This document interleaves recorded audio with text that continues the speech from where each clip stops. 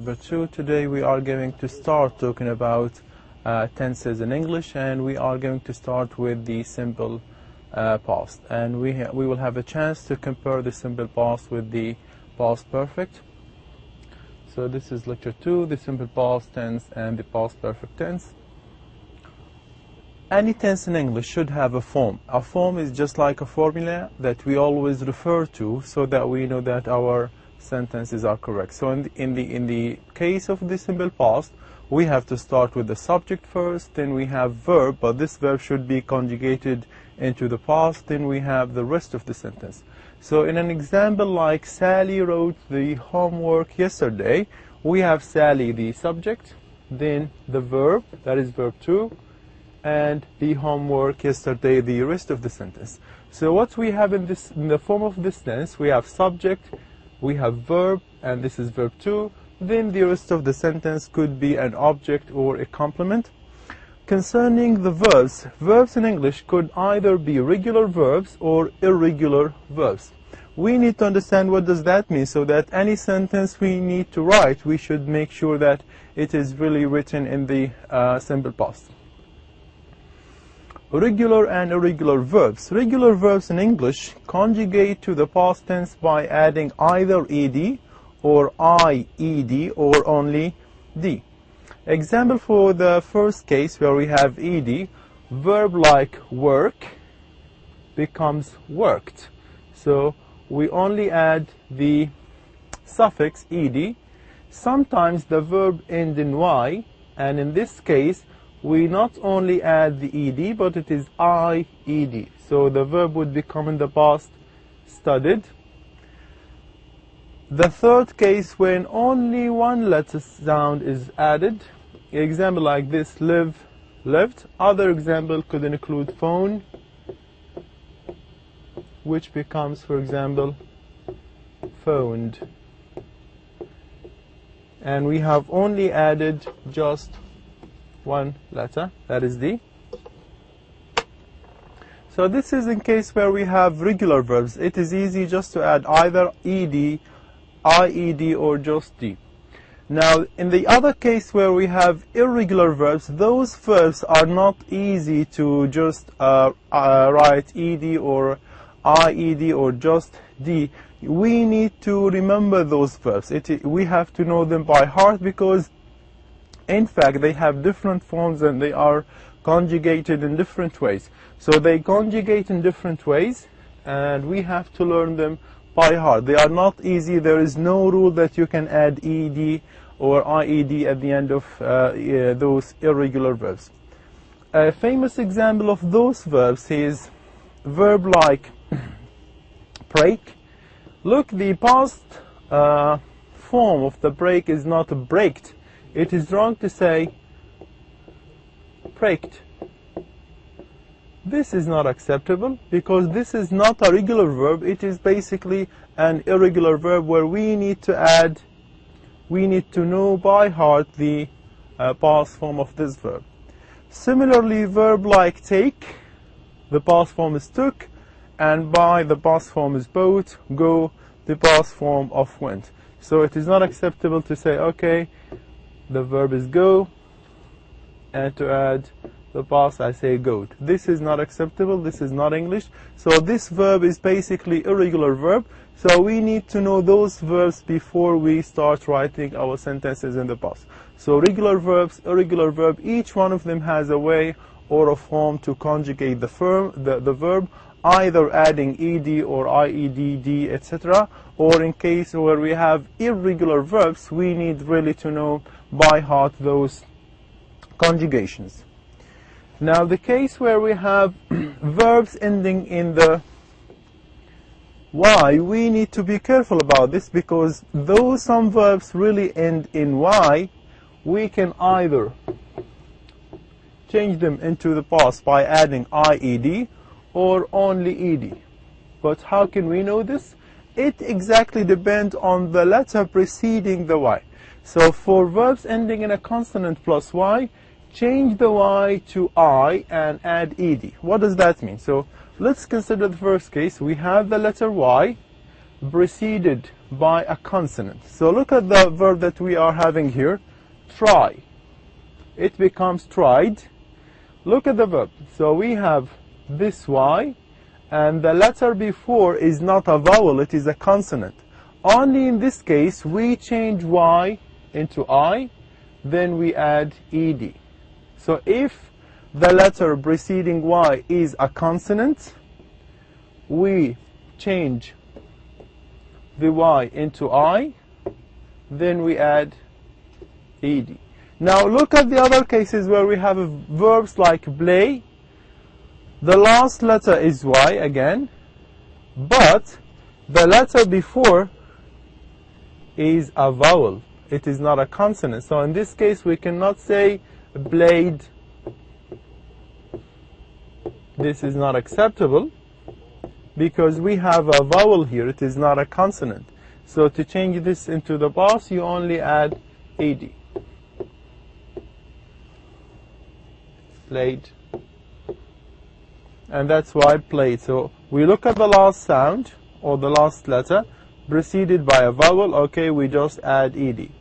If the last sound is preceded by a vowel, we only add ed. We do not delete the Y. Look at the further example. Study, for example, preceded by D, which is a consonant, so we expect that the verb study should be something like star. So what we do to the I, we delete the Y, then we add ed. Similarly, the verb carry, preceded by an R, which is a consonant, we change this sentence, we change this verb into past by deleting Y and adding ied. So we have carried. Cry, again Y, preceded by a consonant, we change it by adding ied. So what's happened is, this is the verb, cry. What we do, we look at the last letter, it is Y. Then what is the one before? Is it a consonant or a vowel? Consonant or a vowel. If it is a consonant, we delete Y. Then what we do? We add I followed by ed. Cried. But if the verb is preceded by a vowel, like play,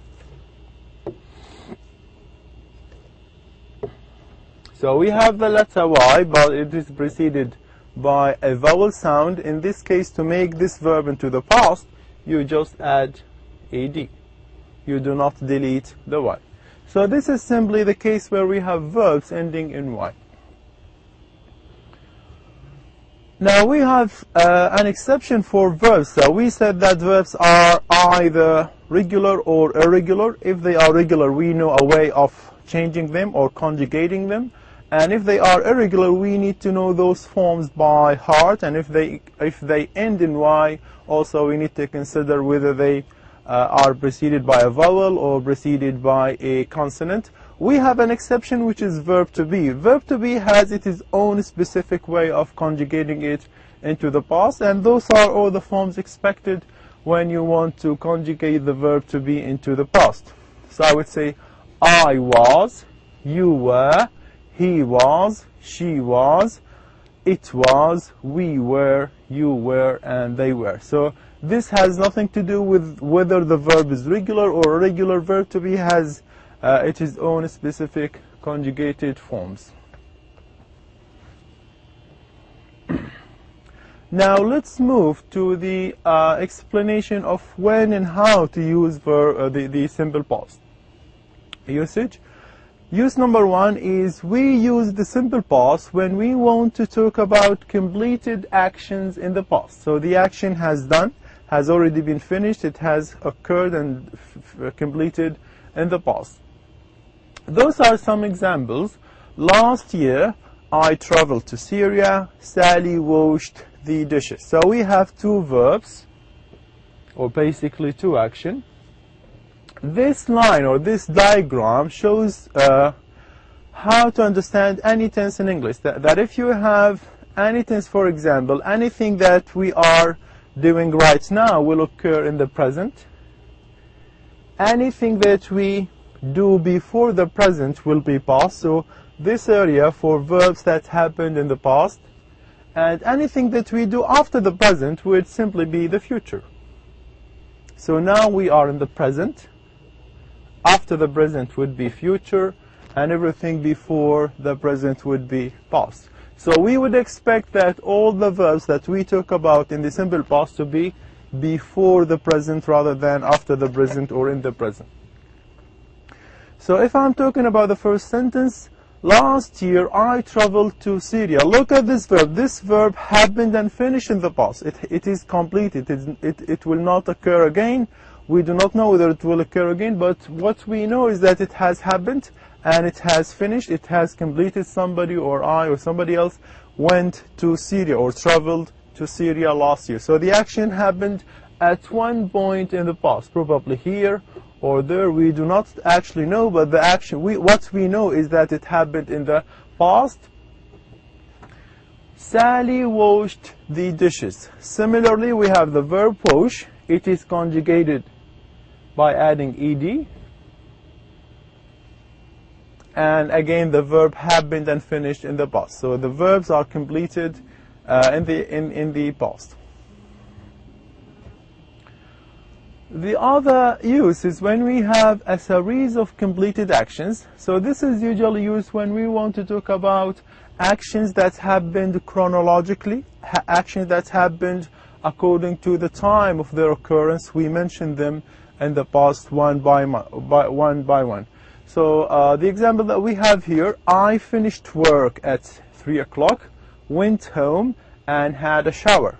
So in such an example, we have series of completed actions. Somebody finished, then he went home, then he had shower, probably he slept for some time. So those actions happened one after the other. But what we need to know is that all of them are completed action. They happened and finished in the past. So at one point in the past, they just happened and finished. So they are completed action. They have been fulfilled in the past. So we use the simple past to list a series of completed action in the past. And as I said, those actions happened chronologically. So I would expect that the verb finish, or the action of finishing, happened first, after which immediately this person went home, then he had a shower. So this is going to be verb or action number 1, this is number 2, and this is number 3, and all verbs are in the past. Notice also that those verbs shows me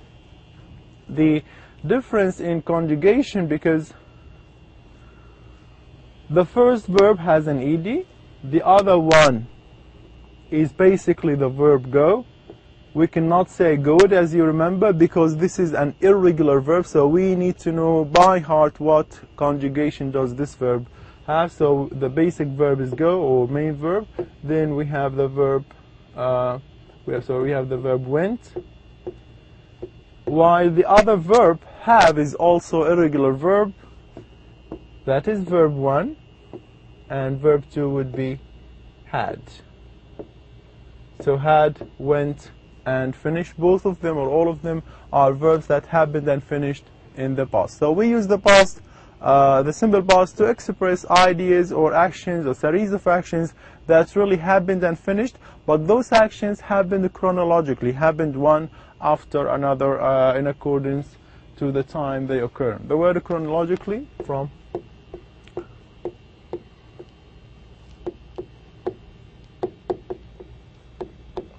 so action happened chronologically, something like when you say, I woke up at 7 o'clock, I had my breakfast, I put on my clothes, I came to the university, I gave a lecture, I sat in the office. So those actions, those series of action happened and finished, but they occur chronologically. They occur logically, if you like, in accordance to their occurrence. We arrange them according to the time they have occurred in the past.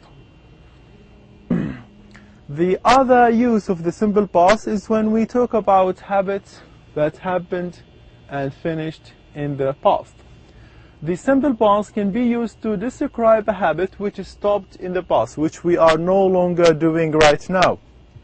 Example like this is, I studied English when I was a child. He played the piano she worked at a restaurant after school. So we are talking about a habit that the speaker or the writer has done or has been doing in, excuse me, in the past. I studied English when I was a child. Now let's start to understand and analyze this sentence. I studied English when I was a child. So this person, when he was a child, he studied English. Now the question is, did he study English only for one time? No, probably he went to university, or he went to a class, or he went to an institute where he can study English. So this means that going to the university or going to school was a habit that when he goes there, he learns or he starts to study English. So this action happened more than one time, but all those times were in the past. So the simple past can be used to describe this habit which happened more than one time in the past. So if I want to locate this verb according to this timeline, we are not sure where it exactly happened, but it happened when the speaker was a child. But we also are not sure that how many times it happened. It happened more than one time, and that's why we have more than one mark here saying that it could have happened here or there or here or there. We are not sure how many times, but what we are sure of is that all the happening of the verb or the action of studying English happened in the past. Similarly, if I say he played the piano, so it was one of his habits to play the piano. Probably he does that in the morning, probably in the evening, probably at night. We are not really sure, but what we are sure is that this is an action that has happened and finished. It is a completed action. An action that happened in the past. It has happened more than one time because he is talking about a habit that he used to do when he was a child or when he was young, etc. She worked at a restaurant after school. So the verb is in the past, and she is telling us, or the speaker telling us, that she worked in a restaurant after school. So working doesn't mean that she go to the work and work for one time then she stopped. No, it means that she worked more than one time. It was a habit, it was a work, a regular work, probably full-time work or part-time work where she goes every day, every other day, every week. We do not know, but what we know is that this was a habit, this was a regular work that she used to do, but she stopped working probably for some reason or another. But this action happened more than one time in the past. So all those actions happened and finished in the past. All of them are completed actions in the past. So all of them end in either ed or ied, etc. If we consider again the idea of having a verb like study, so as we said before, this is a verb that ends in y. We look at the letter before the y. Is it a vowel or a consonant? Is it a vowel or a consonant? Okay, it's a consonant. This means to change this verb into the past, we delete the y and we change it by an I, then finally we add IED. Now we have introduced the idea of simple past. We talked about the form. It is subject, verb to, then the complement of the sentence. And we talked about the main uses of the simple past, that it is used to talk about completed action. It is used to talk about series of action. It is used to talk about habits that happened and finished in the past that the speaker used to do when he was a child, or a habit that he done more than one time in the past. We need to introduce another point, which is how to form questions and negative if you are dealing with sentences in the past. So next point is forming negative and question sentences in the past. Let's start with the first point, that is negative sentences. Negatives in the simple past are formed by adding did not before the simple form of the verb. We need to be very much careful that we use didn't for all pronouns or subject, whether he, she, it, they, we, etc. And after which we use the simple form of the verb. We are no longer going to use verb 2, but we use verb 1. Look at the following example. Sally had a car. Sally had a car. She did not have a car. So what we have done, we have added did not, and look at the verb. When we started the sentence, the verb was had, but after didn't, the verb moves to verb 1. So had, but when the sentence is negative, we have after did not. Similarly, he ate my apple. He didn't eat my apple. He didn't eat my apple. So this is the past form of the verb eat. When we use did not, it goes back to verb 1 rather than verb 2. So eat, the verb in the past ate, and when we use a negation particle did not, the verb goes back to its base form or symbol form, or if you like, infinitive form. He was here yesterday. He wasn't here yesterday. They played in the park. They did not play in the park. So the idea of forming negative, we have the sentence. The sentence is where the verb is in the past. What we do, we add did followed by not. Then the verb which used to be in the past becomes verb 1.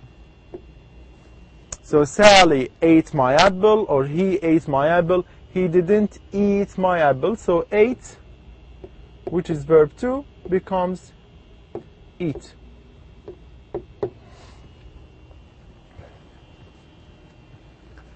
What about forming questions or forming yes-no questions? Yes-no questions are created by using the auxiliary did, which can be placed before the subject. In other words, which can be placed at the beginning of the sentence. So in a sentence like he brought his friend, so probably he brought his friend to the flat or to the house or to the party, etc. So we know that this is a verb that is in the past. What is the verb 1 of this verb? Bring. That is verb 1. And verb 2 is brought. So bring, brought. I need to change this sentence into a question. According to this rule, it says use the word did to the beginning of the sentence or before the subject. The subject of the sentence is he. So what does he suggest is to add did here. Did he, can I leave the verb in the past form, or should I change it into verb 1? Well, the verb should be changed into verb 1, and that's why if you look at the other sentence, did he bring? So again, if you have the verb in the past, when you change the sentence into negative or into a question, the verb goes back to its original form. They had a party. Did they have a party?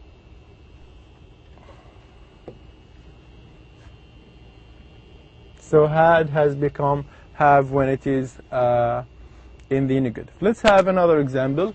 Sally broke the window. So this is a sentence where the verb is in the simple past. Changing this sentence into the question or into the negative form, Sally did not break the window. So broke becomes break, which is verb 1. How about changing the sentence into a question? Sally broke the window. Did Sally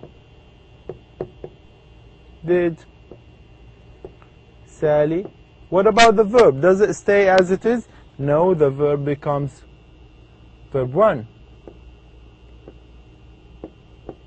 Did Sally break the window? So what happened is when we are changing a sentence into a question, or we are changing this sentence into a negated sentence, the verb that is in the past changes into its original form or to verb 1 or simple form and becomes in the present. Again, when we have verb to be, we have different way of changing the sentences into question. To form negative sentences with verb to be, we move verb to be before the subject. So if I have a sentence like I was a teacher, I want to make this sentence a question or a negative in this case. I wasn't a teacher. She was a nurse. This is the verb. She wasn't a nurse. They were student. They were not student. So we only add the negation particle after verb to be. I was a teacher. I wasn't a teacher. She was a nurse. She wasn't a nurse, etc. So to form negative sentences with verb to be, we move verb to be before the subject. Probably this word has to do with the questioning. So to form questions,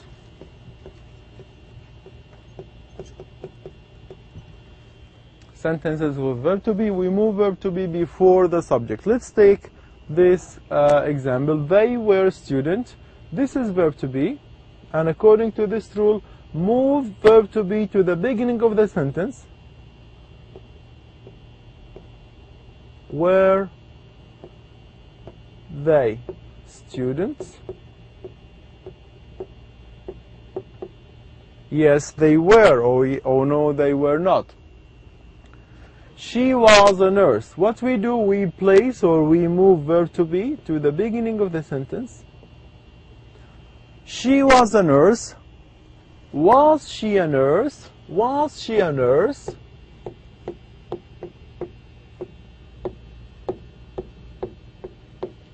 Etc. So to form a question sentences with verb to be, we move verb to be before the subject.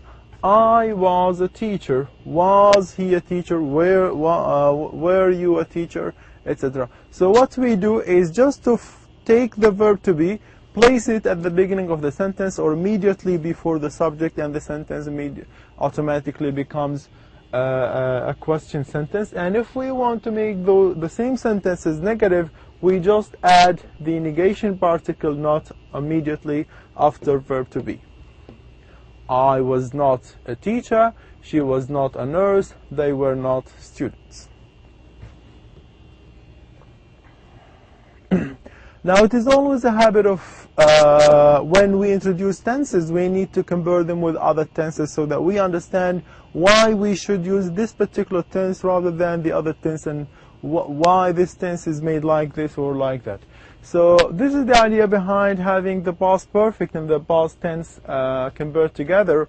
So as we started the simple past, we need to know the form for the past perfect tense as well. So the form for the past perfect is to have subject, which is in this case Sally. After the subject, you have had, which is the past form of have. After had, you have verbs like written, played, which means we have verb conjugated in verb 3. After that, of course, you will have the rest of the sentence, or whether it is an object, whether it is a preposition, phrase, or a complement, etc. So the form for the past perfect is to have subject. The S stands for subject. Then you have had plus verb 3, then the rest of the sentence. The example that we have here, Sally had written the homework. Subject, form of have, that is past of have. Then verb 3 from write becomes written. Sally had written the homework, etc. They had played football. So again, this is a form of a past perfect tense. What is more important is what is the idea behind the past perfect? What does the past perfect mean? The past perfect is used basically when we are talking about two actions that both of them happened in the past, but we need to know which one happened first.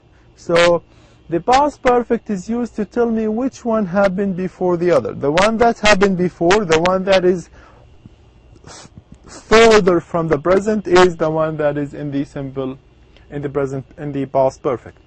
So we use the past perfect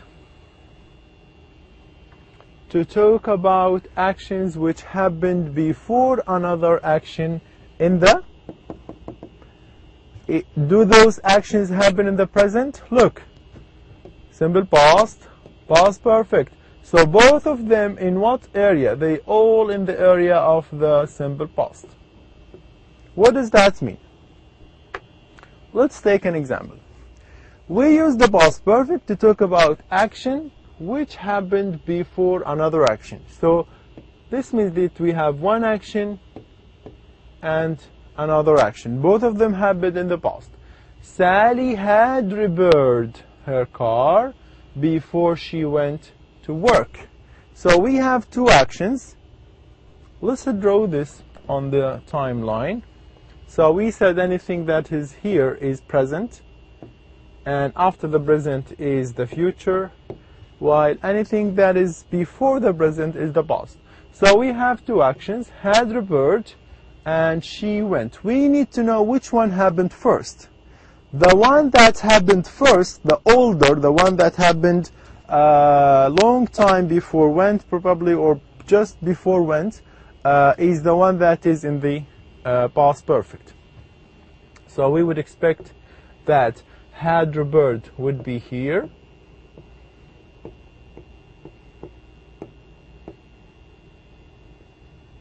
Sorry. While went probably there. So she had repaired the car first. So this is action number one. And then after that she went to school. So we know that both actions happened first, but we need to know, we know that both actions happened in the past, but we need to know which one happened before the other. The one that happened, that is in the past perfect, is the one that happened first, while the one that is in the simple past happened next. Do we have other examples? Yes, we have some examples.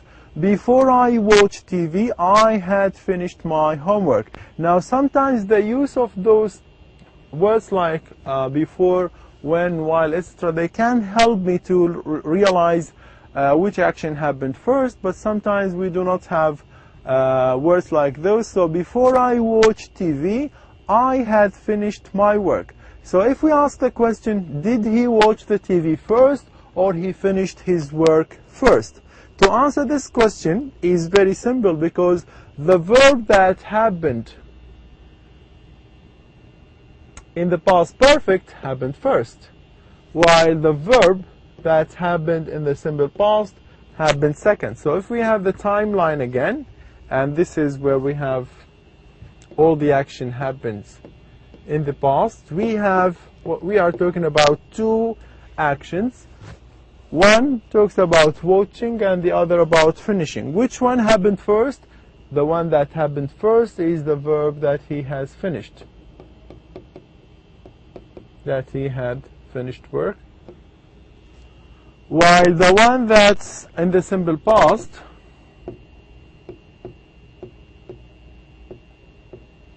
happened after that. So he had finished first and then he watched TV. What about the other example? She understood the movie because she had read the book. Let's clean this first. And try to consider this sentence again. So Sally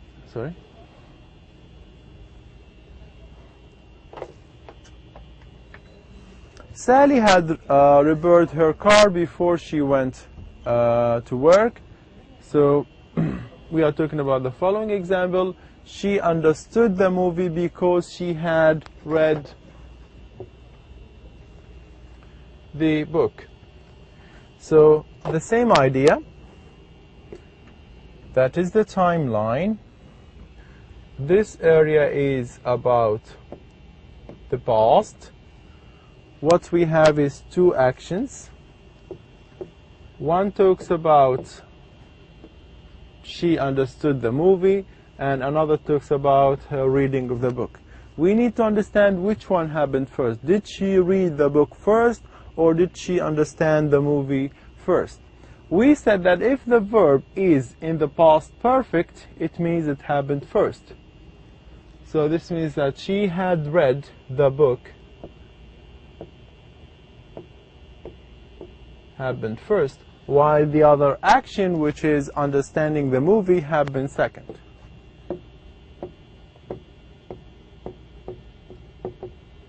Understand.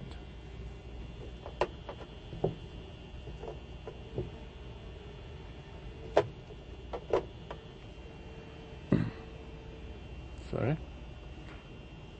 Understand. So understand happened second, while reading happened first. So how did we know this? We know this because the verb that is in the past perfect happens before the one that is in the simple past. This is simply how to distinguish a past perfect verb from a simple past verb. This brings us to the end of the second lecture for this until the second week, or probably the third lecture, where we talk about present perfect and present continuous, and try to compare them to one another. You can contact me through the email or the contact that I provided you within those lecture, anything related to this course. And for now, thank you very much.